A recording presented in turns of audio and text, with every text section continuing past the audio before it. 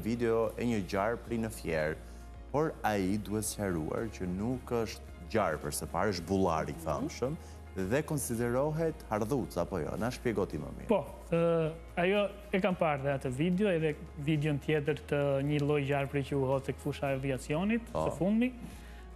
Rasti i Fierit, siç edhe e thatë ju, me të drejtë është një bullar i cili nuk konsiderohet gjarpër, por është një hardhuc.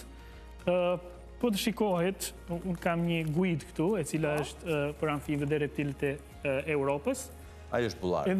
Po, ky është bullari, i cili fati i tij i keq është që ka gjatësinë dhe gjanë si një gjarpër, por futet në familjen e ardhusave pa këmbë së bashku me kokzozën. Legless lizard. Legless lizard. Nuk është i rrezikshëm, fare nuk ka dhëmbëlmues, nuk ka gjendra helmi. Por ne e ngatrojmë. Por njerëzit e ngatrojnë, sepse siç e thash, në pamjet parë kur hasemi, është dhe fotogjenik, po ta shoh. Lëviz si një, po lëviz si një gjarpër. Dhe në video del gjithmonë shumë bukur si ardhmë. Po, është një ndër llojet që edhe kur e hasim, shpeshherë kur dalim në natyrë me ekspedita, ai nuk është edhe shumë i shpejt, mund të kapet lehtë, të lë ti bësh foto, pra është krejtësisht i parezikshëm shehet bullari dhe është shumë i rëndësishëm për ekosistemin, si bullari ashtu dhe gjithë gjarprinjët. Me çfarë ushqehet? Kryesisht ushqehet me insekte, por shpesh herë nuk është se ka një dietë kufizuar, por shpesh herë edhe me vezë të shpendëve.